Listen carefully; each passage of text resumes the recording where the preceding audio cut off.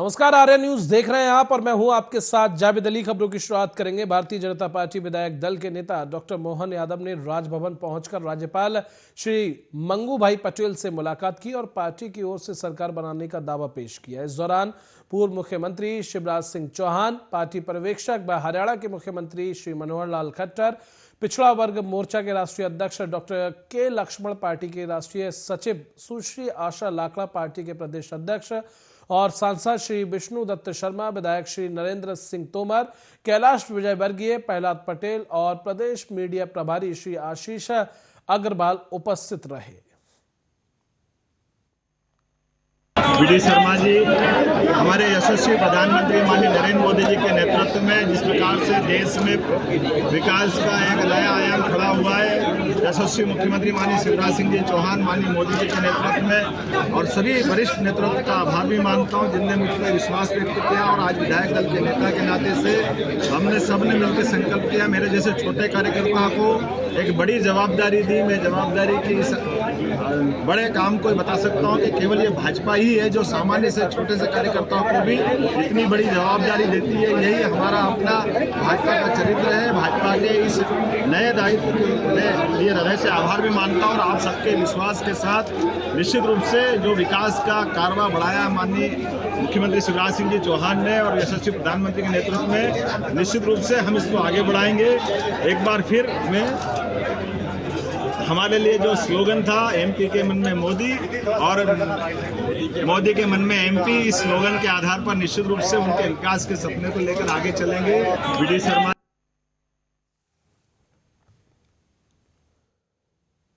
और मध्य प्रदेश के नए मुख्यमंत्री मोहन यादव मुख्यमंत्री बनने के बाद पहली बार अपने निवास वृंदावन कोठी पहुंचे, जहां मुख्यमंत्री का भव्य स्वागत किया गया। आपको बता दें, मीडिया से चर्चा करते हुए मोहन यादव ने कहा कि पार्टी के हर कार्यकर्ताओं का पार्टी ध्यान रखती है। मुझ जैसे कार्यकर्ता को पार्टी ने एक बड़ी जिम्मेदारी दी है। पार्टी ने जो जिम्मेदारी दी है मैं उसको विश्वास के साथ पूरा निभाऊंगा।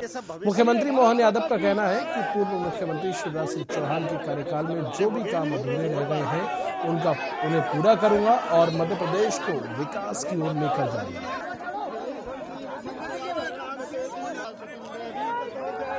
जनता पार्टी दुनिया की सबसे बड़ी पार्टी ऐसी नहीं बनी है।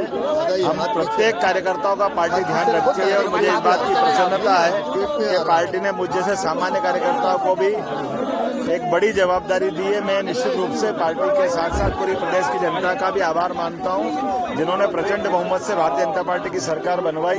यशस्वी प्रधानमंत्री माननीय नरेंद्र मोदी जी, यशस्वी गृह मंत्री माननीय अमित शाह जी, यशस्वी राष्ट्रीय अध्यक्ष माननीय जेपी नड्डा जी, हमारे यशस्वी प्रदेश अध्यक्ष वीडी शर्मा जी, हमारे पूर्व मुख्यमंत्री माननीय शिवराज सिंह जी चौहान, माननीय नरेंद्र सिंह जी तोमर, माननीय प्रहलाद पटेल जी, माननीय कैलाश विजयवर्गीय जी, माननीय राकेश सिंह जी, सभी के सहयोग से ये जो आज निर्वाचन का काम दल के नेता का हुआ। उधर नागदा में राष्ट्रीय मानव अधिकार दिवस के अवसर पर भारतीय मानव अधिकार सहकार ट्रस्ट द्वारा नागदा के गीता श्री गार्डन में ट्रस्ट का स्थापना दिवस व मानव अधिकार दिवस मनाया गया। मानव अधिकार दिवस पर भारतीय मानव अधिकार सहकार ट्रस्ट द्वारा नागदा के गीता श्री गार्डन में एक आयोजन किया गया और इसका शुभारंभ दीप प्रज्वलित करके किया गया। कार्यक्रम के शुभारंभ में सर्वप्रथम मुख्य अतिथि के रूप में अयोध्या राम मंदिर से पधारे बालकनाथ गुरुजी के स्वागत सम्मान के साथ प्रारंभ हुआ।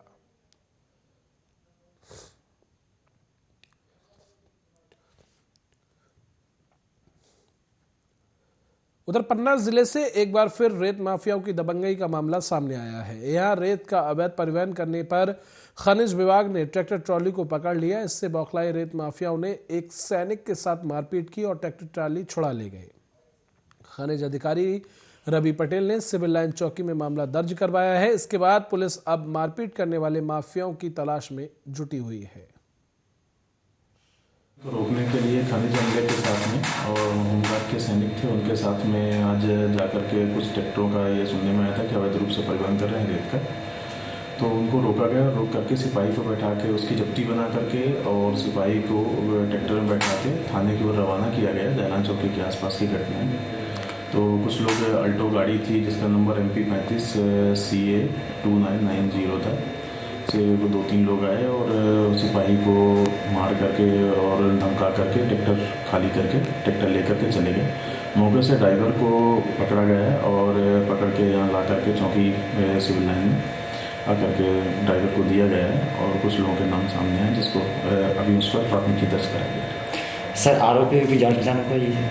अभी उस पर FIR दर्ज करा रहे हैं और ड्राइवर के बयान वगैरह लेने के बाद में जो भी तथ्य सामने आए। सर ये पहली घटना है कि कई बार हो चुका है? ये अभी तक तो पन्ना में अभी पहली बार ऐसा हुआ है और उसको मैं दिखाते हैं कलेक्टर सर के निर्देशन में जैसा जो निर्देश प्राप्त हुआ। सर और कितनी कार्रवाई हो गई अभी जो अवैध ट्रैक्टर चलते हैं? एक डंपर एक पकड़ा गया है और 3 ट्रैक्टर अभी अवैध रूप से परिवहन करते हुए। मुंबई में पत्रकार जगत के राष्ट्रीय परिवार भारतीय पत्रकार संघ AIEJ द्वारा राष्ट्रीय कार्यकारिणी की नियमित वार्षिक बैठक का आयोजन रविवार को अंधेरी वेस्ट मुंबई के कंट्री क्लब में संपन्न हुआ।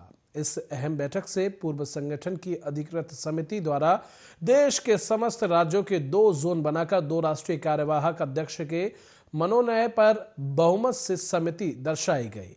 इसमें जोन में एक MS शेख को राष्ट्रीय कार्यवाहक अध्यक्ष तथा जोन 2 में किरण गोगोई आसाम को राष्ट्रीय कार्यवाहक अध्यक्ष की नियुक्ति की घोषणा की गई। इस घोषणा का उपस्थित पदाधिकारियों ने हर्ष के साथ स्वागत किया। इस अवसर पर किरण गोगोई ने शेष राष्ट्र के पदाधिकारियों की बैठक कोलकाता करने की घोषणा की। इसी के साथ राष्ट्रीय प्रवक्ता, राष्ट्रीय सचिव, महासचिव, उपाध्यक्ष तथा लीगल विंग, यूथ विंग एवं वुमेन विंग के नेशनल चेयरमैन पद पर भी नव नियुक्त कार्यवाहक अध्यक्ष ने आपसी सहमति से नियुक्तियां प्रदान की। AIEJ के राष्ट्रीय साधारण सभा की बैठक में संगठन के राष्ट्रीय अध्यक्ष विक्रम सेन, उपाध्यक्ष अजीजुद्दीन शेख, राष्ट्रीय महासचिव मनोहर मंडलोई और राष्ट्रीय मीडिया प्रभारी शाहनवाज शेख, यूथ चेयरमैन संदीप जैन सहित 30 से अधिक राष्ट्रीय पदाधिकारी एवं 12 राज्यों के प्रदेश अध्यक्ष तथा महासचिव उपस्थित रहे। उक्त बैठक में पत्रकार संघ के राष्ट्रीय अध्यक्ष विक्रम सेन ने बताया कि 10वें वर्ष भी EGM बैठक का आयोजन आज मुंबई के प्रतिष्ठित होटल में किया गया, जिसमें हमने संगठन के बढ़ते कार्यों के मद्देनजर हम देश के अधिकांश राज्यों में फैल चुके हैं। आज पत्रकारिता के क्षेत्र में संगठन द्वारा पत्रकारों के हितों में हर समय उचित कदम उठाए जा रहे हैं। शिक्षा, स्वास्थ्य तथा पत्रकारों पर आई हुई आपदा पर संगठन पूरी शक्ति के साथ पत्रकारों के हित में सदैव तत्पर है। इस अवसर पर एक नाबालिग बच्ची को अपनी जान पर खेलकर रेलवे स्टेशन पर बचाने वाले सैयद बाबू को भी सम्मानित किया गया। राष्ट्रीय उपाध्यक्ष दिलीप खाचर ने संगठन की सामाजिक सरोकार वाली गतिविधियों की जानकारी दी।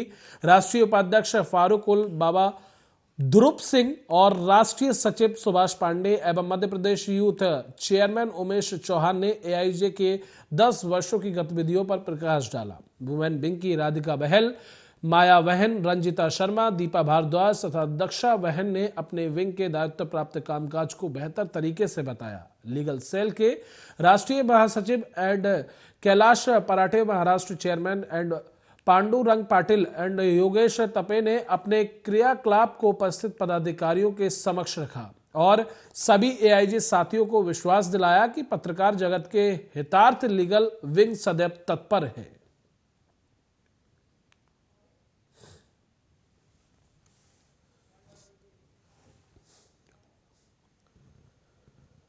उधर कन्नौज में त्रिवा कोतवाली के सामने एक अज्ञात युवक का शव तालाब में पड़ा मिला, जिसके बाद आसपास के लोगों में हड़कंप मच गया। सूचना पर पहुंची पुलिस ने गोताखोरों की मदद से शव को बाहर निकाला। पुलिस ने आसपास के लोगों से शव का शिनाख्त करने का प्रयास भी किया, लेकिन शिनाख्त नहीं हो सकी। फिलहाल शव को राजकीय मेडिकल कॉलेज की मोर्चरी में रखवाया गया है।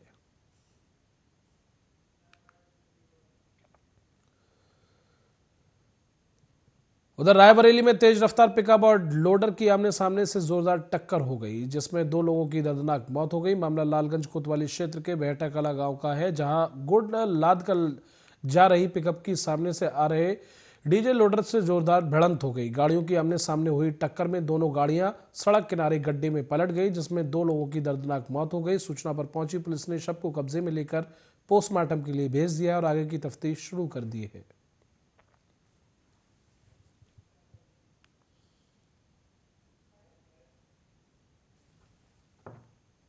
रायबरेली में पटाखों से लदी तेज रफ्तार कार अनियंत्रित होकर साइकिल सवार को टक्कर मारने के बाद सड़क किनारे दुकान में घुस गई।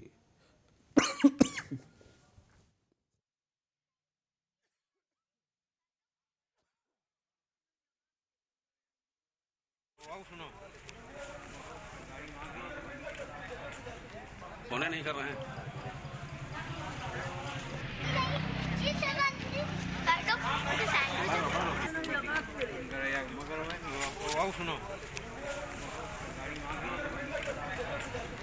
होने नहीं कर रहे हैं।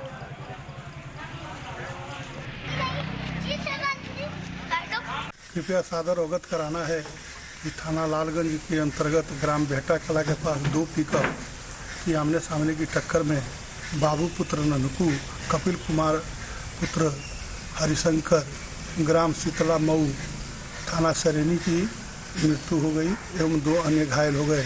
लालगंज पुलिस द्वारा तत्काल मौके पर पहुंचकर घायलों का उपचार हेतु हॉस्पिटल भेजा गया एवं मृतकों का पंचायतनामा भर करके आगे की वैधानिक कार्रवाई की जा रही है। लाइन आर्डर की कोई समस्या नहीं है। कृपया सादर अवगत कराना है कि थाना लालगंज के अंतर्गत ग्राम बेहटा कला के पास 2 पिकअप की आमने सामने की टक्कर में बाबू पुत्र ननकू।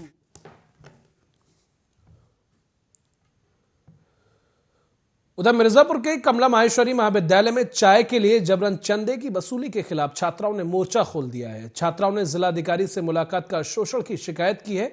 छात्राओं ने कहा कि फीस लेने के बाद भी उन्हें लाइब्रेरी की सुविधा नहीं मिल पा रही है, उनकी साइकिल तक सुरक्षित नहीं है, क्लास में गंदगी के बीच पठन पाठन स्वच्छता अभियान के खिलाफ है। वहीं प्राचार्य ने परीक्षक के लिए चाय नाश्ता के लिए बच्चों से धन वसूलने की बात को स्वीकार किया है। उन्होंने कहा कि कोई फंड न होने से छात्राओं से चंदा वसूलना पड़ता है।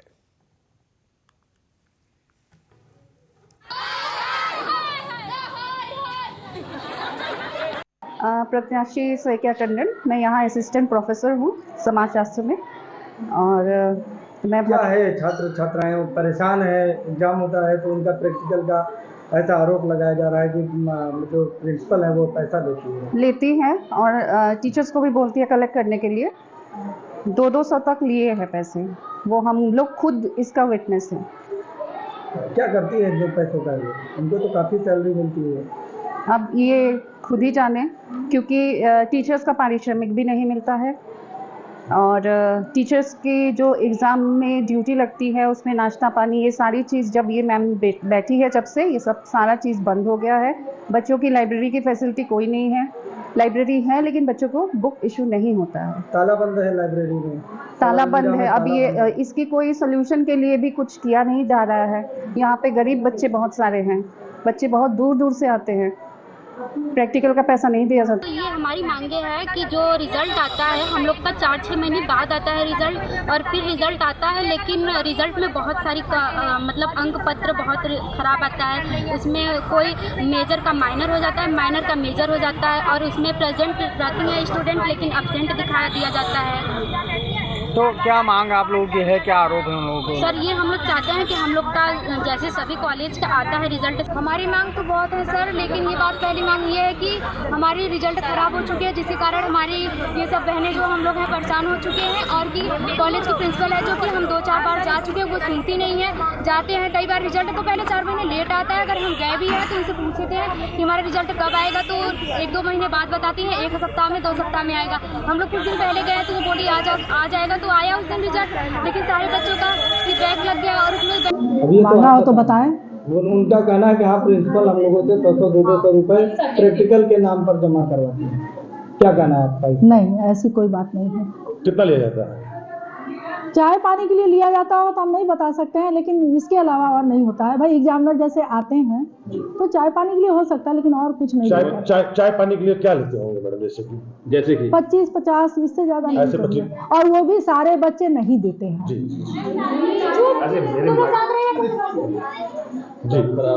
मतलब 25-50 रुपए लेते होंगे चाय पानी के नाम पे, और कुछ नहीं लिया जाता है। और भाई देखिए एग्जामिनर जो है इस समय हमारे यहाँ यूनिवर्सिटी में पैसा नहीं दे रहे हैं। यूनिवर्सिटी से जब पैसा नहीं आ रहा है तो ऐसी स्थिति में एग्जामिनर को जो भी पैसा दिया जाता है तो भाई कहाँ से दिया जाएगा? उसका कोई है तो नहीं वो। तो तो इन्हीं लड़कियों की छात्राओं से पैसा लेकर के जो भी आता है इनका, कुछ बच्चे इसमें से ऐसे भी होंगे खड़े जो नहीं देते हैं। ठीक है मैडम। कितने बच्चे पढ़ते होंगे मैडम यहाँ पे लगभग? ये तो टोटल हमारे यहाँ के बाबू बता पाएंगे, 900 या 1000 बच्चे होंगे। कितने साल से आप यहाँ पे प्रिंसिपल हैं?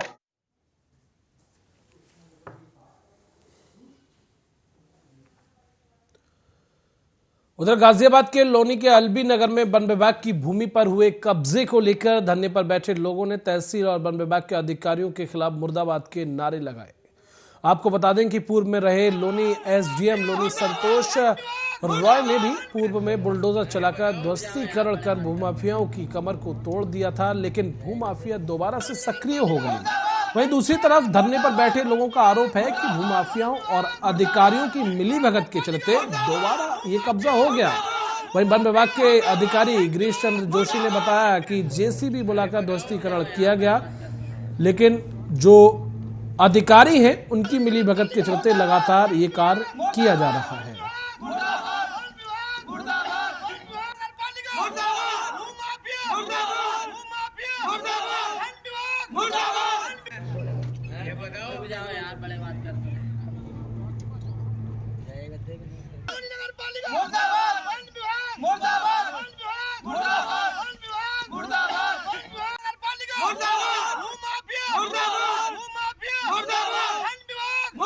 नजर आ रहे हैं और इनका आरोप है जो वन विभाग की जमीन है उस पर भूमाफियाओं को कब्जा है, लेकिन ऐसे में कहीं ना कहीं जो अधिकारी है प्रशासन है वो पस्त नजर आ रहा है। लोनी में जहां पर इस वक्त हम मौजूद है गाजियाबाद के लोनी में, जहां पर अलवी नगर में वन विभाग की भूमि पर अवैध कब्जा किया जा रहा है। आप देख सकते हैं मेरे पीछे किस तरह से यहाँ पर पहले भी कब्जे हुए हैं और जिनको एसडीएम संतोष राय ने कब्जा मुक्त कराया गया था उनके द्वारा, लेकिन फिर भूमाफिया जो है सक्रिय होते हुए नजर आ रहे हैं। तस्वीरों में आप देख सकते हैं कि बाउंड्री कर दी गई है उनके द्वारा वन विभाग की भूमि पर और लगातार उनके द्वारा कब्जा किया जा रहा है और यहाँ पर कुछ लोग धरने पर भी बैठ चुके हैं। यहाँ पर हम उनसे कुछ बातें जानेंगे, चलते हैं उनके पास लेके आपको। लगातार कब्जे उत्तर प्रदेश की योगी सरकार में कब्जे होना कहीं ना कहीं अधिकारियों की साठगांठ होती हुई नजर आ रही है। मैं उनके पास ले चलता हूँ, आपको दिखाता हूँ किस तरह से आखिर ये लोग धरने पर बैठे हुए हैं। क्या नाम? मेरा नाम गयासुद्दीन है, भाजपा जिला मीडिया प्रभारी हूँ, भाजपा पूर्व सांसद प्रत्याशी। गयासुद्दीन जी, आप यहाँ पर धरने पर बैठे, क्या कहेंगे? सर, भूमाफियों के खिलाफ मुझे बैठना पड़ा लगातार, जबकि विधायक जी ने कल ही भूमाफियों के खिलाफ बोला एफआईआर दर्ज करवाई वन विभाग से भी, नगर पालिका से भी। कल सब अधिकारी आए और अपना अपना पल्ला झाड़ के भाग गए यहाँ से। क्या कारण है कि प्रदेश में बीजेपी की सरकार है लगातार, उसके बाद भी धरने पर बैठना पड़ा? जो निचले अधिकारी है, भ्रष्ट अधिकारी, इनके व्यवहार को लेकर सरकार को भी बदनामी हो रही है। इनके खिलाफ जी भूमाफिया के लगे, जो अधिकारी जिसमें इन्वॉल्व है उनके खिलाफ मुकदमा दर्ज हो। इसमें कहाँ शिकायत किया आपने? मैं डीएम साहब को, एसडीएम साहब को, तहसीलदार में, विधायक जी को, सबको शिकायत दे चुका हूँ, वन विभाग को दे चुका हूँ। क्या नाम है आपका? मेरा नाम जाहुल चौधरी है। जाहुल चौधरी जी, क्या हुआ यहाँ पर, कैसे धरने पर बैठ रहे हैं? ये बाउंड्री मतलब 1.5 साल से इस पर जो भूमाफिया हैं वो कब्जा कर रहे हैं, इसी के उसमें कब तक बैठे रहेंगे? जब तक बैठे रहेंगे, जब तक उनके भूमाफियों के खिलाफ मुकदमा दर्ज नहीं होगा, तब तक हम बैठे। कब तक करा दिया जाएगा? कब्जा मुक्त ऐसा है ना, जो ये है इसके लिए अभी जेसीबी आ रही है। अभी नहीं तो क्या कारण है? एसडीएम संतोष राय ने इसी भूमि को कब्जा मुक्त कराकर उनकी रीढ़ की हड्डी तोड़ डाली थी भूमाफियाओं की, और फिर से वो सक्रिय होकर उन्होंने कब्जा कर लिया। आखिर कब तक ही चलता रहेगा? नहीं, कब्जा नहीं किया है वो, वहाँ पर जो खचा नंबर बाउंड्री वाल हुआ है। आप कहीं कब्जा नहीं? बाउंड्री वाल हुआ है। वो जो भूमि है वो आदमी अपनी बता रहा है, इसको देखभाल कानून ने मौके पर जो है वो किया है। कब तक कार्रवाई हो जाएगी? ये कार्रवाई अभी होगी, हम यहाँ बैठे इसीलिए। वन विभाग से अधिकारी यहाँ पे साथ मौजूद हैं, जिन्होंने बताया आखिर जेसीबी आ रही है और जल्द से जल्द इस बाउंड्री वॉल को तोड़कर भूमाफियाओं की रीढ़ की हड्डी को तोड़ दिया जाएगा। RN से मैं सुधाकर चौहान इस वक्त। तो ग्राउंड जीरो से आपने हमारे सहयोगी तौर पर जो लोगों के बीच में पहुंचकर उन्होंने बातचीत की, अधिकारियों से बातचीत की। फिलहाल लोगों के बीच भारी आक्रोश नजर आया।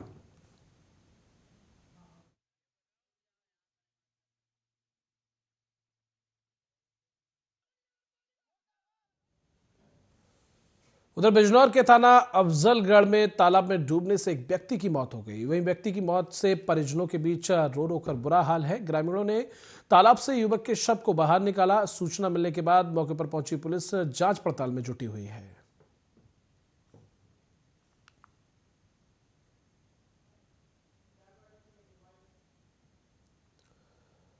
मुरादाबाद में भाजपा जिला कार्यालय पर बीजेपी के राष्ट्रीय प्रवक्ता सैयद जफर इस्लाम ने 3 राज्यों में बीजेपी की प्रचंड जीत के उपलक्ष्य में प्रेस वार्ता की, जहां जफर इस्लाम ने कांग्रेस पर निशाना साधते हुए कहा कि कांग्रेस ने भ्रष्टाचार के सिवा और कुछ नहीं किया। कांग्रेस नेहरू के जमाने से भ्रष्टाचार कर रही है। उन्होंने कहा कि कांग्रेस ने इतना बड़ा भ्रष्टाचार किया है कि नोटों की गिनती अभी तक चल रही है। आपको आज शायद आपने पढ़ा होगा कि अब तक 3-4 दिन हो गया, गिनती अभी भी चल रही है। करप्शन में जो सबसे तेज करप्शन के जो बादशाह हैं वो कांग्रेस में बैठे हैं। और आपको पता है झारखंड के साहू जी का, जिन्होंने अभी 250-300 करोड़ तो गिनती हो चुकी है और अभी भी गिनती चल रही है। गिनती खत्म नहीं हो पा रही है कि कितना पैसा उन्होंने करप्शन के द्वारा बनाया। ये कांग्रेस पार्टी का सही चेहरा है कि वो करप्शन को ही बढ़ावा देते हैं। नेहरू जी के समय से जीप स्कैम, तो और कई तरह के स्कैम, हेलीकॉप्टर स्कैम, कई ऐसे स्कैम हुए। तो एक बार 2013-14 में पूरी दुनिया में कांग्रेस पार्टी को कहा जाता था party of scams and scamsters. ये हम नहीं कह रहे हैं, ये हमारे भारतीय जनता पार्टी की किसी की भाषा नहीं। ये ग्लोबल लीडर्स कहते थे कि इंडिया में एक पार्टी है और उस पार्टी का जो डिफाइन करना है, बताना उस पार्टी को, तो कहना पड़ेगा party of fraud and fraudsters, scam, government जो fraud of fraudsters and party of scam and scamsters, ऐसे कहते थे। तो आज वहाँ से जिस तरह से आदरणीय प्रधानमंत्री जी ने एक पॉजिटिव पॉलिटिक्स की, देश की जनता के हित में, राष्ट्र हित में और जो राज्य हित में और जो जनहित में काम किया, तो करप्शन को जीरो टॉलरेंस हमने जो प्राथमिकता बनाई कि इस करप्शन इस देश से जड़ से उखाड़ना है, उस दिशा में हम काम कर रहे हैं। अभी भी हम ये नहीं कह सकते कि 100% करप्शन खत्म।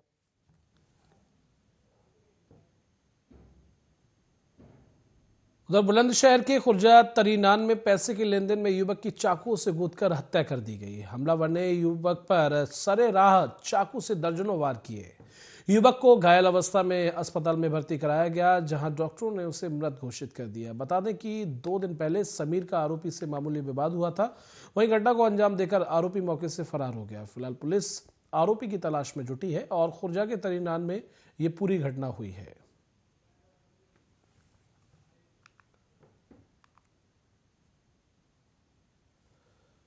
उधर मुरादाबाद के बिलारी नगर पालिका परिषद की सरकारी भूमि की शिकायत होने के बाद भी नगर पालिका के अधिकारियों की बड़ी लापरवाही सामने आई है। जिलाधिकारी मानवेंद्र सिंह को समाधान दिवस के दौरान दी गई शिकायत पर उन्होंने सख्ती से निस्तारण करने का निर्देश दिया था, लेकिन 25 दिन बीत जाने के बाद भी शिकायतों का अभी कोई निस्तारण नहीं हुआ है। लेखपाल और नगर पालिका की टीम जगह को कब्जा मुक्त करने पहुंची, लेकिन कुछ जगहों का ही नापतोल कर चिन्हित किया गया। हल्का लेखपाल द्वारा शमशान की भूमि को लेकर 20 मीटर अंदर कब्जा मुक्त करने के निशान लगाए गए थे, लेकिन उसी जगह को नई बाउंड्री कर फिर कब्जा कर लिया गया। मामले को अधिकारियों द्वारा निपटाने के लिए प्रयास लगातार किया जा रहा है। तो कहीं ना कहीं अधिकारियों की मिली भगत के चलते ये पूरा खेल, ये पूरा षड्यंत्र रचा जा रहा है। हालांकि लेखपाल के द्वारा जमीन को चिन्हित किया गया, लेकिन फिर से वहां बाउंड्री खड़ी करके फिर से उसे जो कब्जा मुक्त है वो कर दिया गया। और ऐसे में कहीं ना कहीं जो अधिकारी हैं उनके साफ तौर पर ये कहना है कि जल्दी इस पर कार्रवाई की जाएगी, लेकिन अभी तक कोई कार्रवाई नहीं हुई है। शिकायतकर्ताओं का आरोप है कि 25 दिन बीत जाने के बाद भी अभी तक इस पर कोई कार्रवाई नहीं की गई है। लोगों ने अवैध कब्जे कर लिए, जिसमें गाटा संख्या 792 है, 827 है। इस पे भी जो करोड़ों की जमीन है पर पड़ती है, तुम्हारी साबाद रोड पर नगलिया मोड़ पर 792 827 जो घाटा संख्या है, उस पर लोगों ने मकान बना लिए। करोड़ों की संपत्ति है वो, लेकिन नगर पालिका का उस ओर ध्यान नहीं दिया गया। और जबकि चूंकि आज मैंने इस पर बराबर अपनी जमीन पर 1235 बार छड़ी मट्टी भराव किया, तो सारी टीम आज हमारे पास आ गई। हमने कहा भाई जो है निकलती वो सा कर लो। इसके बावजूद गाटा संख्या 394, 395, 396 ये जमीन पड़ती है, इस पर लोग अवैध कब्जा कर रहे हैं। 398, 399 इस पे अवैध कब्जा हो गया। लोगों ने पहले सामान रखा, सामान रख के जो है उसने जो है फिर टीन सेट डाल लिया, टीन सेट करके मकान बना लिया। आज तक नगर पालिका ने तहसील प्रशासन से कई बार कही गई, लेखपाल आते हैं, फोटो दानवीर हमारे सहयोगी ज्यादा जानकारी के साथ फोन लाइन पर जुड़ गए हैं। दानवीर, शिकायतकर्ताओं को हमने सुना जिस तरह से उन्होंने बयां किया कि शिकायती पत्र देने के बाद भी 25 दिन हो चुके हैं, लेकिन अभी तक जो फरियादी हैं उनकी फरियाद को नहीं सुना गया है। बिल्कुल, देखिए जावेद, मैं आपको बता दूं, मामला बिलारी का है। बिलारी नगर पालिका परिषद की जमीन है, लगातार कब्जे की शिकायत चल रही थी। देखिए, समाधान दिवस में डीएम को लिखित प्रार्थना पत्र दिए गए, एक ना लगभग 2 नहीं लगभग 6 प्रार्थना पत्र दिए गए थे। उसके आधार पर लेखपाल की उनमें टीम गठित की गई थी। टीम गठित करने के बाद लगातार जो तहसील प्रशासन की टीमें हैं वो काम कर रही थी, लेकिन नगर पालिका की एक बड़ी लापरवाही सामने आई है। जो अधिकारी हैं वो कहीं ना कहीं ध्यान नहीं देते इस पर। लगातार जिस तरीके से लेखपाल की टीम वहां जाती है और चिन्हित जगह को चिन्हित करती है, लेकिन नगर पालिका उस जगह को तारबंदी नहीं कराती, नहीं तियाबंदी कराती, और उस जगह पर वो लोग दोबारा काबिज हो जाते हैं जो वहाँ जगह को जो कब्जा मुक्त कराया जाता है। लेकिन जिस तरीके से अधिकारियों की बात की जाए तो अधिकारी कहते हैं कि लगातार टीमें काम कर रही हैं, लेकिन अभी तक 25 दिन बीतने के बाद भी कोई भी जांच रिपोर्ट में अभी ये साबित नहीं हो पाया है कि कौन सी जगह किसके पास है और कितनी जगह कब्जा मुक्त कराई गई है। लगातार ऐसे मामले बिलारी में चल रहे हैं, लगातार शिकायतें हो रही हैं, और लगातार शिकायतें होने के बाद भी कोई भी अधिकारी ये साबित नहीं कर पा रहे हैं। देखिए, जिन लोगों ने कब्जा नहीं छोड़े उनके खिलाफ दानवीर, जगह जगह सूबे की सरकार के आदेश अनुसार जगह जगह हर जिले में निस्तारण जो है कैंप लगाए जाते हैं, और ऐसे में अधिकारी वहां मौजूद रहते हैं ताकि शिकायतकर्ता आए और शिकायतों का उनका निस्तारण हो। और आपने जिस तरह से बताया कि 25 दिन हो चुके हैं और अधिकारी के द्वारा ये कहा गया कि जल्दी ही इस जगह को कब्जा मुक्त कराया जाएगा, फिर कहाँ ये खेल खेला जा रहा है? फिर तो ये सरेरास षड्यंत्र चल रहा है अधिकारियों का। बिल्कुल जावेद, देखिए जिस तरीके की बात कर रहे हैं कि नगर पालिका की तरफ से 2 जगहों को चिन्हित 2 जगहों को नोटिस दिए गए थे, जिसमें 7 दिन का समय दिया गया था। आर्य न्यूज ने खबर को विस्तार से दिखाया था कि बड़ी कार्रवाई हो सकती है, ऐसी एक सूचना आई थी नगर पालिका के पदाधिकारियों की तरफ से। लेकिन उसकी तरफ भी देखिए 7 दिन बीतने के बाद लगभग नोटिस को 10 दिन बीत गए, अभी तक कोई कार्रवाई नहीं की गई, कोई FIR नहीं की गई, नहीं अतिक्रमण हटवाया गया। जो जगह वहाँ ऐसी उन पर काबिज है वो लोग आज भी काबिज हैं लगातार। और देखिए, लेखपाल के द्वारा जो समतान की भूमि है उस पर लगभग 20 मीटर अंदर एक तिकोना बनाया गया था, जिससे 20 मीटर नापा गया, नापतोल की गई, और उसके बाद उस जगह को जो बाउंड्री आपको नजर आ रही होगी। कितने शिकायतकर्ता हैं, कितने ऐसे शिकायतकर्ता हैं जिनका अभी तक निस्तारण नहीं हुआ है? कितने इस पूरे मामले में शिकायतकर्ता हैं दानवीर? देखिए, इस जगह की बात करो तो इस जगह को लेकर लगभग 1 2 3 4 नहीं 5 लगभग आधा दर्जन शिकायतकर्ता थे तहसील दिवस में। और किसी भी तहसील दिवस के जो शिकायत करते उसको किसी भी शिकायतकर्ता को उस जगह पर नहीं बुलाया गया। जब टीम नापतोल करने गई थी तो उससे वो शिकायतकर्ता कहीं ना कहीं संतुष्ट नहीं है, और कहीं ना कहीं इन मामले में झोल डाली जा रही है, ढील डाली जा रही है, और उसको देखते हुए कहीं ना कहीं अधिकारी को इस मामले में लिप्त होते हुए नजर आ रहे हैं। जिस तरीके से नगर पालिका की बात करें तो नगर पालिका की ईओ की बात करें तो जो नगर पालिका ईओ है वो मौके पर नहीं पहुंचती। और देखिए, सुबह की बात करें तो एक दिन अभी मैं नगर पालिका में अचानक गया तो सुबह लगभग 10:30 बज रहे थे, लेकिन वो उपस्थित नहीं थी। उन पे नंबर से अगर संपर्क किया जाता है तो उनके नंबर बंद जाते हैं हमेशा। उन्हें लगातार जिस तरह की सूचना देनी चाहिए किसी मामले को लेकर, वो उपस्थित नहीं हो पाती और ना ही कोई सूचना दे पाती, ना ही उनका नंबर लग पाता। तमाम ऐसी शिकायतें मिल रही हैं। तो जमीन से संबंधित जो मामले हैं बिलारी में कहीं बढ़ते हुए नजर आ रहे हैं। अधिकारी संरक्षण में ये सब कुछ चल रहा है। किसी लोगों ने वहाँ अपने मकान बना रखे हैं, दुकान की जो टीन है वो डाल रखी है। बिल्कुल, जो से देखा जा रहा है बड़े बड़े मकान, बिल्कुल बड़े बड़े मकान यहाँ खड़े हुए हैं, और नगर पालिका की चूंकि ये जगह है, बिल्डिंगें बनी हुई हैं, और ऐसे में इसे कहीं ना कहीं अधिकारियों की बड़ी लापरवाही कहा जा सकता है, क्योंकि जगह अभी तक जो है कब्जा मुक्त नहीं हुई है। और लापरवाही के साथ साथ ये भी कहा जा सकता है कि मिलीभगत के चलते दानवीर ये पूरा खेल खेला जा रहा है। बिल्कुल, देखिए मैं आपको बता दूं, लगातार ऐसी खबरें हम लोग दिखा रहे हैं, बिल्कुल लगातार जमीन से जुड़ी वो खबरें दिखा रहे हैं कि कहाँ चिन्हित जगह को चिन्हित किया जा रहा है, कौन सी जगह है, कौन सी बात जेसीबी चल रही है। लेकिन जिस तरीके से माननीय मुख्यमंत्री योगी आदित्यनाथ जी की तरफ से सख्त निर्देश दिए गए, जो जगह है वो चिन्हित कर उन्हें छुड़वाया जाए, कब्जा मुक्त कराया जाए, माफियाओं की जो बिल्डिंग बना रखी है उन्हें गिरवाने का काम भी किया गया। लेकिन बिलारी में ऐसी कोई भी बड़ी कार्रवाई नजर नहीं आई जिस जगह पर बिल्डोजर चला हो, जिस जगह को सुप्रीम कोर्ट का, देखिए ये जगह ऐसी है बिलारी के अंदर जिसमें हाई कोर्ट का ऑर्डर है, और उस जो जगह को कब्जा मुक्त कराने के निर्देश दिए गए वो मकान भी आज ऐसे के ऐसे खड़े हुए नजर आ रहे हैं। उन लोगों को कहीं नहीं हटाया गया। नगर पालिका कहीं ना कहीं उन लोगों को संरक्षण दे रही है और नगर पालिका के संरक्षण में ये लोग बाकायदा वो काबिज है उस जगह पर और अपने मकानों पर बेखौफ होकर रह रहे हैं। उन्हें कोई भी प्रशासन का डर नहीं है। दानवीर, 25 दिन बीत जाने के बाद वरिष्ठ अधिकारियों को इस बात को लेकर अवगत कराया तो क्या कुछ वरिष्ठ अधिकारियों की प्रतिक्रिया आई? बिल्कुल, देखिए जिलाधिकारी की बात करें तो जिलाधिकारी मानवेंद्र सिंह के लगातार इस तरीके के निर्देश दिए। उनसे मेरी बात अभी पिछले दिनों हुई थी इस बात को लेकर, तो उन्होंने कहा था नगर पालिका को टाइम करेंगे और उस नगर पालिका को निर्देश दोबारा देंगे हम कि इस जगहों को चिन्हित ना उन्हें तारबंदी किया जाए। लेकिन अब क्या हुआ, उन्होंने निर्देश दिए नहीं दिए, ये बड़ा सवाल हो गया। लेकिन उप जिलाधिकारी राज बहादुर सिंह की बात करें तो राज बहादुर सिंह के मामला पूरा संज्ञान में है, पूरी तरीके से उस जगह वो निगरानी रख रहा है, लेकिन कार्रवाई नहीं हो पा रही। ये बड़ा सवाल हो गया है क्योंकि कार्रवाई होना जरूरी है। बिल्कुल, आप नजर बनाए रखिए और आगे भी आपसे इस पर अपडेट लेंगे। फिलहाल बहुत शुक्रिया इस तमाम जानकारी के लिए।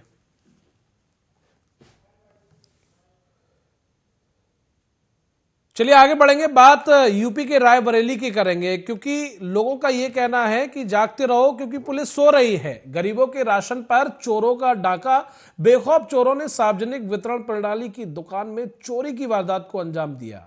अंजाम देने के बाद साफ तौर पर चोर मौके से फरार हो गए और लालगंज कोतवाली क्षेत्र के अंतर्गत मीठापुर गांव का यह पूरा मामला बताया जा रहा है, जहां बीती रात बेखौफ चोरों ने सार्वजनिक वितरण प्रणाली में गरीबों को बांटने के लिए आए राशन पर हाथ साफ कर दिया। बेखौफ चोरों ने सार्वजनिक वितरण प्रणाली की दुकान से लगभग गेहूं की 70 बोरी चोरी कर फरार हो गए और बेखौफ चोरों ने ग्राइंडर मशीन से ताला और कुंडी को काटकर चोरी की इस वारदात को अंजाम दिया।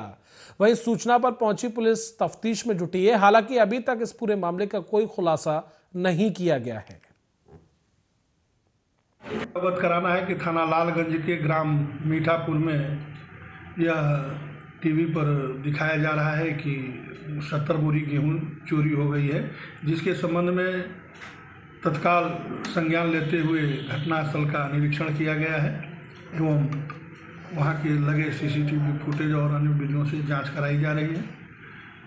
जांच कराने के बाद यदि सत्यता निकलती है तो प्राप्त तहरीर के अनुसार FIR कायम करके आगे की वैधानिक कार्रवाई की जाएगी।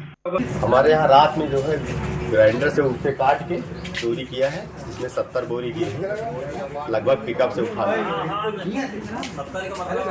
पुलिस को सूचना दी है? हाँ, 112 नंबर आए, बाकी FIR करने लालगंज जा रहे हैं। हमारे यहाँ रात में जो है ग्राइंडर से उसे काट के चोरी किया है, जिसमें 70 बोरी गेहूं लगभग पिकअप से उठा लिया। पुलिस को सूचना दी है? हाँ, 112 नंबर आए, बाकी FIR करने लालगंज।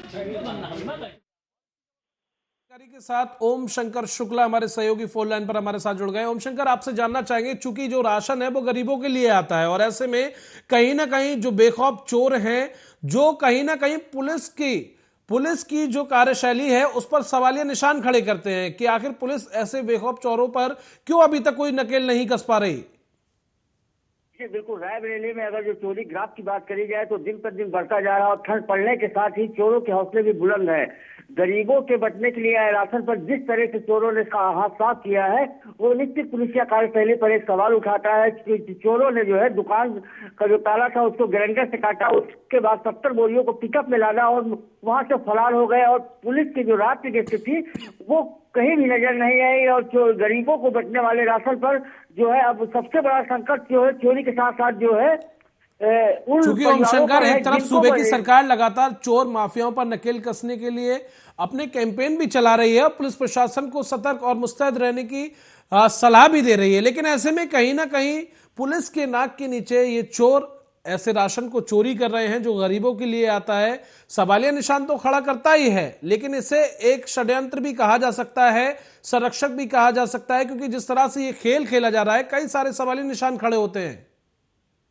जी, अगर बात करी जाए कि जो है भ्रष्टाचार की या किसी साजिश की, तो उसके पुलिस जो है तहरीर लेकर जो है पूरी तरह से जो है जांच पड़ताल में जुटी है। लेकिन प्रथम दृष्टया जो है दुकानदार ने आरोप लगाया है, वो यही आरोप लगाया है कि जो है वो कटर से जो है वो ताला काट कर जो है पिकअप से जो है वो 70 बोरी जो है गेहूं जो है उसको लेकर चले गए। हालांकि सूचना पर पुलिस पहुंची है और तहरीर के आधार पर मुकदमा भी पंजीकृत करके जो है आरोपियों की तलाश भी कर रही है। साथ साथ ये जांच भी कर रही है कि ऐसा तो नहीं है कि इसमें किसी की संलिप्तता ही हुई हो।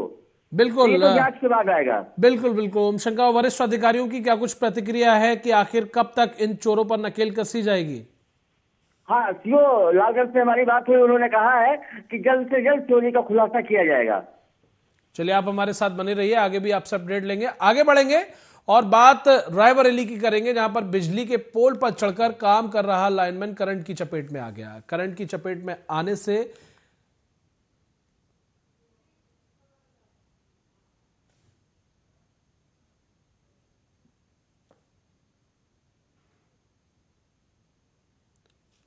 चलिए आगे बढ़ेंगे, बात रायबरेली की करेंगे, जहां पर एक लाइनमैन बिजली के पोल पर चढ़कर काम कर रहा था, जो करंट की चपेट में आ गया और करंट की चपेट में आने से लाइनमैन बिजली के पोल से नीचे गिरकर गंभीर रूप से घायल हो गया। आपको बता दें, जहां पर घायल लाइनमैन को इलाज के लिए जिला अस्पताल में भर्ती कराया गया है और उसकी हालत गंभीर बनी हुई है, जिसे जिला अस्पताल रायबरेली के लिए रेफर कर दिया गया है। एक राजू नाम का लड़का है जिसकी उम्र करीब 30 साल का है, उसको इलेक्ट्रिक शॉक लगा हुआ, करंट लगा हुआ। बाकी उसको अभी स्थिति तो स्टेबल बनी हुई है, लेकिन पता करने पे पता चला कि पोल पे कुछ काम कर रहा था, जिसके दौरान उसको इलेक्ट्रिक शॉक लग गया, ऊपर से नीचे गिर गया, जिसके उससे चोटें आई हैं। बाकी उसका प्राइमरी एड करके ट्रीटमेंट करके उसको एडमिट कर दिया गया है। ACSC जगतपुर से रेफर केस है, जिसका नाम राजू 30 साल का है। बाकी ये ऊँचाहार कराने वाला है, इसकी स्थिति स्टेबल बनी हुई है। लाइन पर हमारे साथ बने हुए हैं ओम शंकर। जिस तरह से ये लाइनमैन बिजली के पोल पर काम कर रहा था और अचानक करंट की चपेट में आ गया, जिससे वो गंभीर होकर नीचे गिर गया, विद्युत विभाग की क्या कुछ प्रतिक्रिया इस पूरे मामले को लेकर? जी हाँ, वो जो है गांव की बिजली खराब थी, जिसको शिकायत पर जो है वो भंगिका कर्मी लाइनमैन था, जो पोल पर चढ़कर जो है लाइट ठीक कर रहा था। उसी समय जो है वो लाइट चालू कर दी गई और करंट की चपेट में आ गया। करंट के झटके से जो है वो लाइनमैन समझ नहीं पाया और पोल से नीचे गिर गया। हालांकि स्थानीय लोगों की मदद से उसको इलाज के लिए जो है अस्पताल में भर्ती कराया गया है, जहाँ डॉक्टरों के द्वारा उसकी हालत सामान्य बताई जा रही है। परिजनों का क्या कुछ कहना है पीड़ित के? परिजन अस्पताल पहुंच रहे हैं, अभी परिजन ने कुछ भी बोलने से इनकार किया है और उसको भर्ती करके इलाज चल रहा है। चलिए, बहुत तमाम जानकारी के लिए।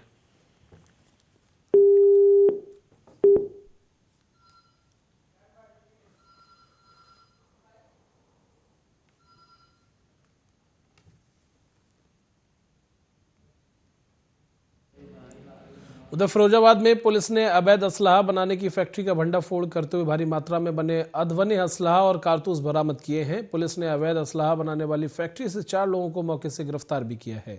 अवैध असलाहा बनाने की यह फैक्ट्री फिरोजाबाद के गला सिंगी थाना क्षेत्र के धुरकुआ के जंगल में चल रही थी। देखिए, थाना नगला सिंगी पुलिस द्वारा एक गुड वर्क किया गया है, जिसके अंतर्गत इनके द्वारा एक अवैध शस्त्र फैक्ट्री का भंडाफोड़ किया गया है और उनके पास से भारी मात्रा में अवैध अस्त्र शस्त्र, साथ ही साथ उसके बनाने वाले उपकरण बरामद किए गए हैं। कुल इन्होंने 4 अभियुक्तों को इसमें गिरफ्तार किया गया है, जिनके नाम हैं पप्पू उर्फ मोहन, वीरभान, विपन और बानासुर। ये 4 अभियुक्त हैं। इसमें जो 2 अभियुक्त हैं, पप्पू उर्फ मोहन तथा वीरभान, ये पहले भी शस्त्र फैक्ट्री में जेल जा चुके हैं। इनके पास से 4 जो है बने हुए तमंचे 315 बोर और 32 बोर और 5 जो है अधबने तमंचे, साथ ही साथ भारी मात्रा में उपकरण बरामद किए गए हैं और खुलासा करने वाली टीम को पुरस्कृत किया जाएगा।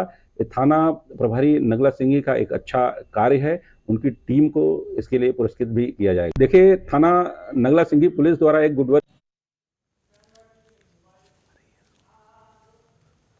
आगे बढ़ेंगे। आर्य न्यूज की खबर का एक बार फिर असर हुआ है। जी हां, गाजियाबाद लोनी के अलबी नगर में वन विभाग की भूमि पर हुए कब्जे को लेकर खबर को प्रमुखता से दिखाने के बाद हरकत में आए अधिकारियों ने भूमाफियाओं द्वारा कब्जा की गई जमीन पर बुलडोजर चलाकर ध्वस्तीकरण की कार्रवाई की। इस कार्रवाई के बाद धरना दे रहे लोगों ने अपना धरना समाप्त किया है। वहीं इस मौके पर भारी पुलिस बल के साथ वन विभाग के कई बड़े अधिकारी मौजूद रहे। तो आर्य न्यूज ने इस खबर को प्रमुखता से दिखाया था और ग्राउंड जीरो से हमारे सहयोगी ने लोगों से बातचीत की थी जो धरने पर बैठे थे, जिनके बीच भारी आक्रोश था और लगातार इस जगह को कर्जा मुक्त करने की मांग कर रहे थे। जिस तरह से भूमाफियाओं ने इस जगह पर कब्जा कर लिया था, उसको लेकर उनके द्वारा मांग की जा रही थी। और एक बार फिर आर्य न्यूज की इस खबर का बड़ा असर गाजियाबाद के लोनी में देखने को मिला है, जहां पर प्रशासन का हंटर इस कब्जा की गई जगह पर चला है और फिलहाल जो लोग धरने पर बैठे थे उन्होंने अपना धरना समाप्त कर दिया है।